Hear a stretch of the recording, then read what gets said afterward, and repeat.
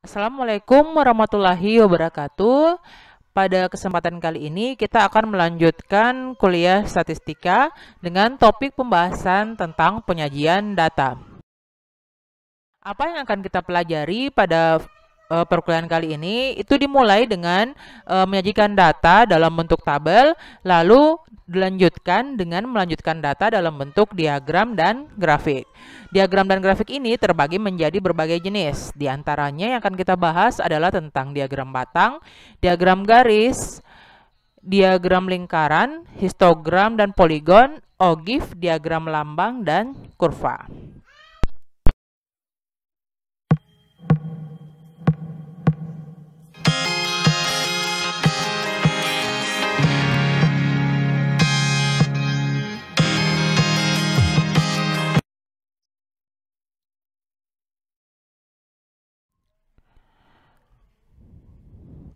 Oke, kita mulai dengan membahas tentang penyajian data dengan menggunakan tabel ya. Jadi bentuk tabel ini sudah sering kalian lihat baik dalam dari membaca buku atau dari berbagai informasi yang kalian dapatkan di surat kabar, majalah atau televisi ya. Jadi bentuk tabel itu kalian sudah sangat familiar. Nah, menyajikan data dalam bentuk tabel ini sangat tergantung pada jumlah variasi aspek data yang kita mau sajikan dan apa yang perlu kita sampaikan. Hal penting yang perlu kalian ingat ketika ingin menyajikan data dalam bentuk tabel adalah tujuan penyajian data itu untuk memudahkan pembaca atau orang lain memahami data tersebut sesuai dengan tujuan penyajian data. Nah, ini bukan hanya berlaku pada tabel, tapi untuk semua data yang ingin kalian sajikan dalam berbagai bentuk yang akan kita bahas selanjutnya. Nah, di sini diberikan contoh tabel jumlah kecelakaan lalu lintas yang ada di kota A pada tahun 2004 dan 2008. Di mana informasi yang kita dapatkan di sini adalah selain tentang jumlah kecelakaannya, juga tentang kondisi dari korban kecelakaan tersebut ya. Jadi kondisinya di sini ada terbagi menjadi 3, ada yang meninggal, luka berat, dan luka ringan. Nah, apa yang ada dalam tabel itu harus menyampaikan dengan jelas informasi yang ingin disampaikan sama pembuat tabelnya. Terus harus jadi ketika membuat tabel kita memastikan kalau pembaca pada saat melihat tabel kita ini mendapatkan informasi sesuai yang kita harapkan. Misalnya di sini saya sebagai pembaca bisa melihat kalau pada tahun 2004 itu tidak ada korban kecelakaan yang mengalami luka ringan, atau kecelakaan untuk luka berat itu paling banyak terjadi pada tahun 2007, yaitu sebanyak 80 orang. Sementara kalau untuk korban meninggal itu paling banyak terjadi di tahun 2006 ya.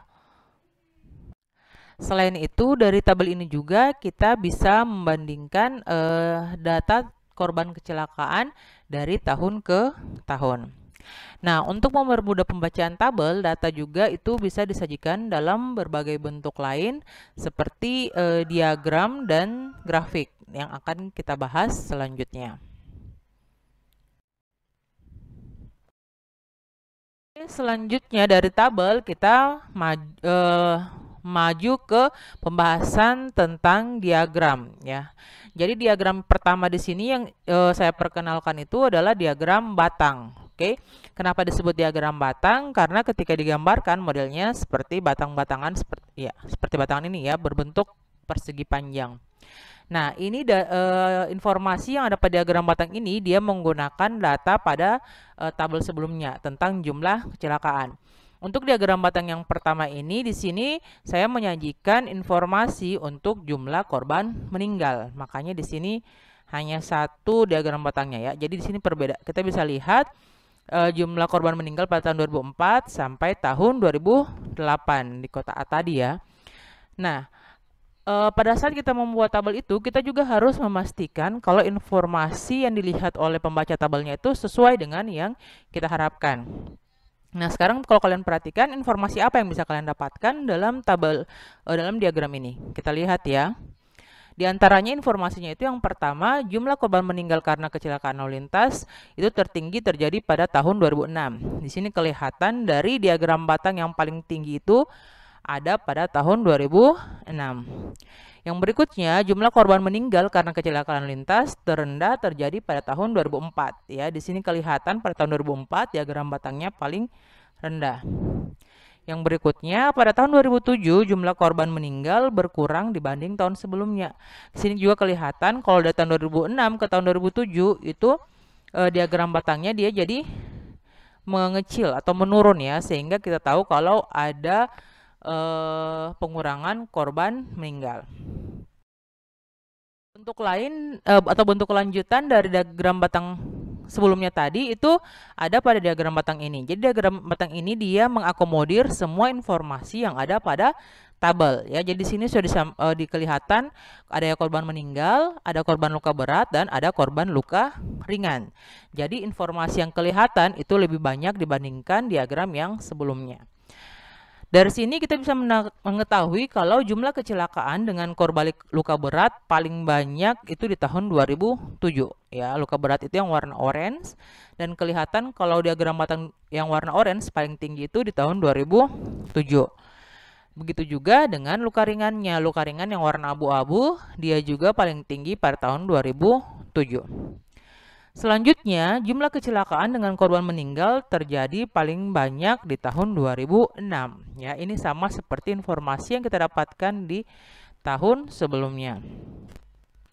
Dan yang berikutnya lagi, pada tahun 2004 tidak ada korban kecelakaan luka ringan. Dari mana kelihatan di sini tidak ada tabel yang untuk yang warna abu-abu dia itu tidak ada atau 0 ya. Sehingga kita bisa mengatakan kalau tahun 2004 itu tidak ada korban kecelakaan luka ringan. Selain perbandingan seperti ini, kita juga bisa melihat informasi yang membandingkan ketiga kondisi korban kecelakaan lintas itu. Misalnya pada tahun 2008 kita bisa lihat kalau tahun 2008 itu yang paling banyak adalah korban luka berat. Sementara yang paling sedikit adalah korban yang meninggal ya. Oke, setelah memahami diagram batang ke diagram garis. Nah, tadi kalau diagram batang itu, kalau kita mau melihat perbandingan naik dan turunnya suatu data yang kita punya, itu bukan lebih sulit sih, tapi kelihatan lebih bagus kalau kita gambarkan dengan garis. Kenapa lebih bagus? Karena di garis itu kelihatan sekali ketika garisnya menanjak dan ketika garisnya dia menurun, sehingga kita bisa melihat tren atau kecenderungan dari data yang kita amati ya. Nah, di sini kita bisa melihat kalau grafik untuk yang korban meninggal, misalnya dia itu awalnya naik ya, setelah itu pada tahun 2006 grafiknya mulai menurun. Nah, begitu juga untuk yang tahun 2000 untuk luka berat dan luka ringan. Nah, luka berat dan luka ringan dia juga dari 2004 sampai 2007 dia itu naik ya. Dia itu grafiknya naik. Tapi setelah dari tahun 2007 grafiknya mulai turun. Oke. Nah, diagram batang ini dia bisa digunakan untuk kita mengantisipasi kondisi-kondisi yang sebelumnya. Jadi atau juga bisa memperlihatkan kita kalau usaha yang dilakukan untuk mengurangi kecelakaan lintas itu sudah bekerja setelah tahun 2007. Kenapa kita bisa mengatakan itu? Karena pada tahun 2007 jumlah korban yang mengalami luka berat dan luka ringan itu dia menurun secara cukup signifikan. Kenapa dibilang signifikan? Karena di sini penurunannya itu dia cukup tajam ya. Sementara kalau untuk korban meninggal tidak terlalu signifikan, tapi dia tidak ada juga kenaikan yang besar ya, sehingga kita bisa mengambil kesimpulan dari grafik ini dari diagram ini kalau usaha untuk mengurangi korban kecelakaan lintas itu dia bekerja ya. Begitu caranya kita memahami informasi pada diagram. Nah, selain itu kita juga bisa melihat beberapa informasi yang sudah saya sampaikan tadi saya secara rinci ya.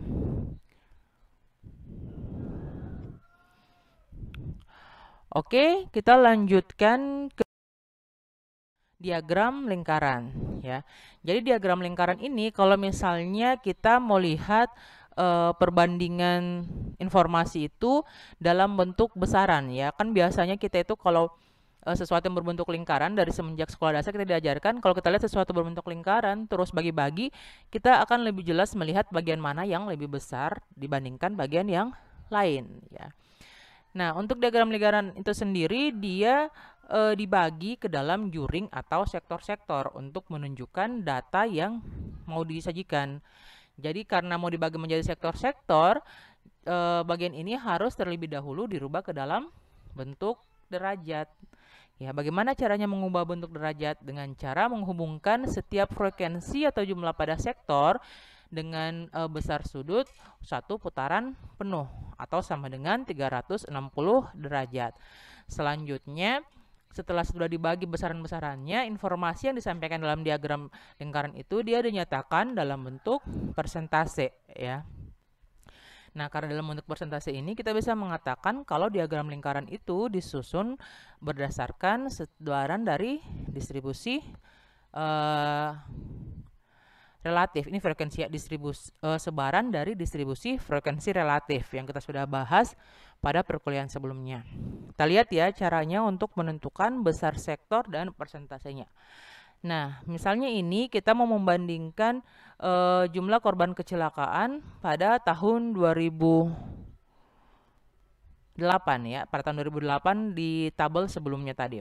Di sini kita mau lihat kalau untuk besar sektor untuk korban meninggal itu berapa derajat besar sudutnya. Nah, caranya kita hitung frekuensi yang korban meninggal yaitu 26 dibagi dengan N-nya atau jumlah kecelakaannya. Jumlah kecelakaannya itu 145.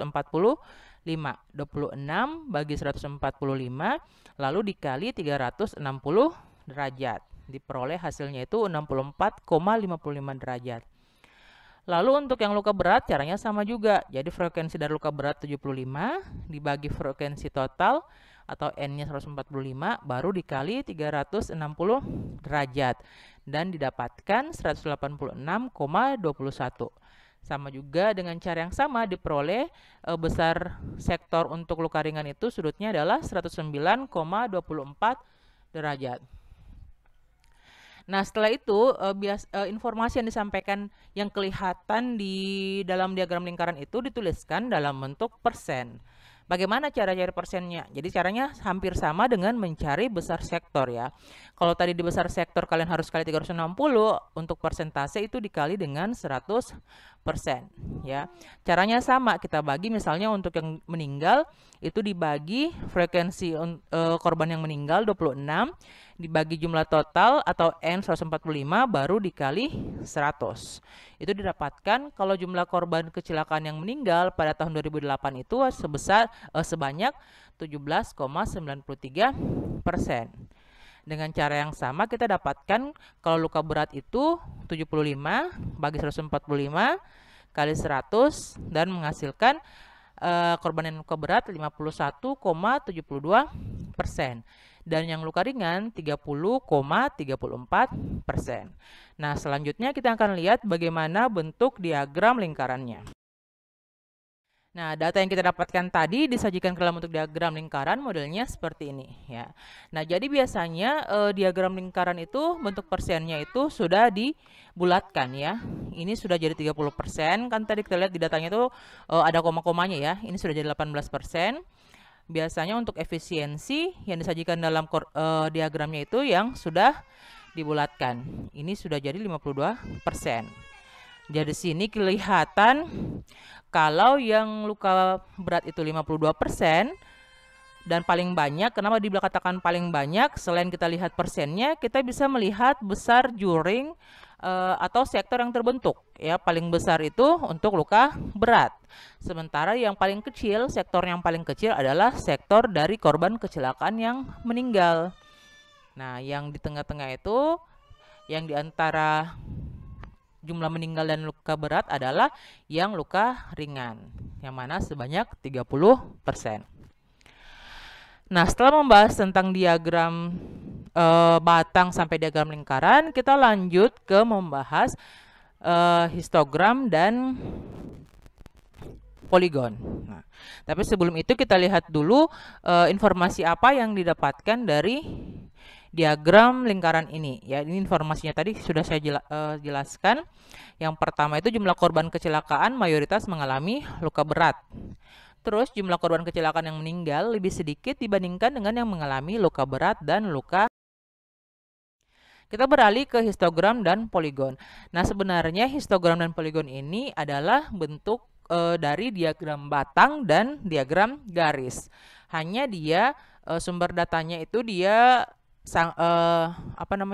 dia sumber datanya itu berhubungan langsung dengan distribusi frekuensi ya. Jadi kalau misalnya tadi diagram batang dan diagram garis bisa kita buat dari sembarang tabel data, kalau histogram dan poligon harus kita buat dari tabel data yang sudah berbentuk tabel distribusi frekuensi ya. Ini kita menggunakan data dari pembahasan sebelumnya tentang IQ mahasiswa yang sudah kita tentukan ya, tabel distribusinya. Nah, di sini kita lihat kelas-kelasnya. Untuk histogram itu dia menggunakan data pada interval kelas yang menggunakan limit kelas atau menggunakan data batas kelas. Sama saja ya. Jadi dia diklasifikasikan berdasarkan interval kelas atau limit kelas dan berdasarkan batas kelas. Sementara untuk poligon dia itu dibentuk diagram garisnya dengan berdasarkan pada titik tengah. Oke, kita lihat bagaimana modelnya. Nah, ini model dari histogram dan poligon dari IQ mahasiswa pada tabel ini. Kita lihat di sini histogram itu yang berbentuk diagram batangnya ya. Jadi dilihat kalau dia informasinya itu dibagi berdasarkan kelas-kelas yang ada pada tabel distribusi frekuensinya ya. Kalian bisa lihat di sini penggolongannya. Dari sini kita bisa lihat kalau yang paling banyak itu frekuensinya adalah data pada kelas 114 sampai 126 ya. Kita bisa lihat di sini dia bersejajar dengan angka 12. Berarti kita bisa katakan kalau ada sebanyak 12 data yang berada di kelas 114 sampai 126 ya. Terus di sini juga misalnya kita bisa lihat untuk data di kelas 88 sampai 100 itu dia ada sebanyak 8 data ya. Jadi tadi histogram dia secara khusus untuk diagram batang yang menggambarkan hasil dari distribusi frekuensi. Nah, bagaimana dengan poligon? Tadi poligon bergantung pada nilai titik tengah ya. Jadi misalnya untuk kelas yang pertama ini titik tengahnya 81, dia titiknya di sini. Yang menggambar. Terus untuk yang kelas kedua titik tengahnya 94, dia di sini. Oke. Kelas ketiga 107, titiknya di sini. Kelas keempat 120, titiknya di sini. Kelas kelima 133, titiknya di sini. Dan terakhir kelas keenam titik tengahnya 146, titiknya di sini. Setelah itu kita hubungkan dengan garis ya. Makanya tadi saya sudah sebutkan kalau poligon itu merupakan diagram garis, tapi dia datanya itu diambil dari titik tengah yang ada pada tabel distribusi frekuensi. Oke, setelah membahas tadi tentang histogram yang mana dia menggunakan data batas kelas dan titik tengah kelas, dan juga kita sudah tahu tadi tentang diagram lingkaran yang menggunakan frekuensi relatif. Ada juga diagram yang memanfaatkan informasi dari frekuensi kumulatif. Nah, diagram yang seperti itu dia disebut sebagai ogive ya, tulisannya ogive ya, tapi bacanya ogive. Nah, sama seperti frekuensi kumulatif kemarin disajikan dalam bentuk kurang dari dan lebih dari, ogive juga disajikan dalam bentuk kurang dari dan lebih dari. Kita lihat untuk yang ogive kurang darinya ya. Jadi ogive kurang dari itu dia bergerak dari data yang kurang dari ya. Kita mulai dari sini ya. Jadi yang kurang dari 75 kita tahu kemarin datanya adalah 0 ya. Yang kurang dari 188 itu dia jumlahnya 1, yang kurang dari 11 jumlahnya 9, seterusnya sampai yang kurang dari 153 itu 30 atau sama dengan jumlah total data ya. Jadi karena datanya dia dimulai dari kurang dari 75 tadi, maka kita akan mulai dari angka 0 ya, angka 0 dan naik ke kanan atas sampai ke angka 30 ya. Jadi kita bisa lihat di sini kalau datanya itu naik atau menanjak berbanding terbalik dengan yang OJIF lebih dari. Kita lihat. Nah, OJIF yang lebih dari tadi dia tuh kebalikan dari OJIF yang kurang dari. Kita mulai juga dari data yang lebih besar sama dengan atau lebih dari 75 sampai ke lebih dari 153. Nah, dia frekuensinya itu mulai dari 30 ya, mulai dari 30 terus turun sampai 0. Makanya dia ini bentuk grafiknya itu menurun ke kanan bawah ya, dia menurun. Oke, dari 30 menurun sampai ke 0. Jadi pada dasarnya OJIF ini dia itu adalah diagram garis, tapi informasinya itu dia berbeda dengan diagram garis yang sebelumnya. Di sini berdasarkan data dari frekuensi kumulatif kurang dari dan frekuensi kumulatif lebih dari. Makanya yang ada pada sumbu horizontal ini dia adalah kelas interval berdasarkan lebih dari atau kurang dari. Lanjut ke diagram lambang. Jadi selain diagram-diagram sebelumnya yang sudah kita bahas itu dia bentuknya matematis sekali ya. Jadi ada yang digambarkan di sumbu horizontal dan sumbu vertikal. Atau kalau kalian ingat pelajaran SMA, sumbu horizontal itu yang di sumbu X-nya dan sumbu horizontal dan sumbu Y-nya. Ada juga diagram yang tidak digambarkan seperti itu. Di antaranya itu adalah diagram lambang ya. Jadi diagram lambang ini adalah penyajian data dengan menggunakan gambar atau lambang-lambang tertentu. Jadi misalnya untuk menggambarkan penduduk suatu wilayah dalam bisa digunakan lambang manusia atau gambar manusia. Untuk penyebaran sekolah bisa digunakan lambang rumah atau gambar gedung juga bisa.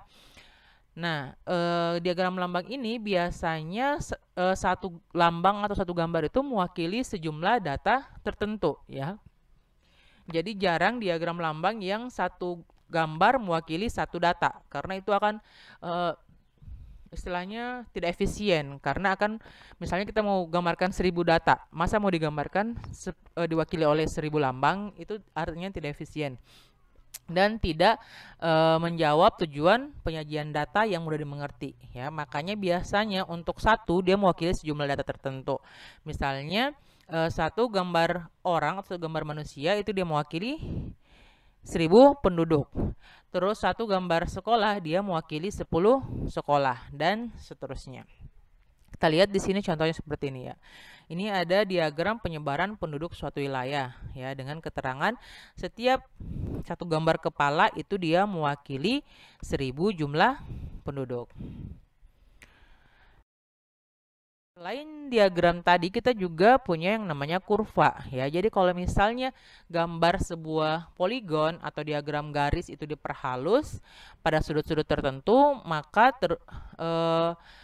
terbentuk sebuah garis yang disebut kurva. Bukan garis ya, dia lengkungan. Kurva itu lengkungan. Nah, dalam bentuknya sendiri ada yang disebut dengan kurva simetri dan ada kurva yang asimetri ya. Kalau kalian ingat simetri itu misalnya kalau kalian melipat kertas yang berbentuk persegi panjang tepat di tengahnya, maka kalian akan dapatkan ujung-ujung dari kertas tersebut akan saling menutupi, yaitu namanya berarti dia simetri. Tapi ada juga bentuk-bentuk yang tidak simetri ya. Nah, kalau kurva yang simetri itu diantaranya di sini yang akan sering kalian dapatkan dalam statistika adalah kurva normal ya. Kurva normal bentuknya seperti ini. Jadi kalau kita lipat pas di tengah sini, maka kedua ujungnya ini akan saling menutupi. Makanya dia contoh dari kurva yang simetri. Selain kurva yang simetri, ada juga kurva-kurva yang tidak simetri ya, yang akan kalian banyak melihat dalam data-data statistik. Karena dalam data statistik untuk mencari kurva yang simetri itu sangat sulit ya, yang benar-benar simetri. Hanya yang kita dapatkan itu adalah kurva yang mendekati simetri atau kurva yang jelas-jelas asimetri atau sama sekali tidak mendekati bentuk simetri. Oke, pembahasan kita tentang penyajian data sampai di sini. Jika ada yang ingin ditanyakan atau saran bisa diberikan di kolom komentar atau bisa bertanya langsung. Terima kasih. Assalamualaikum warahmatullahi wabarakatuh.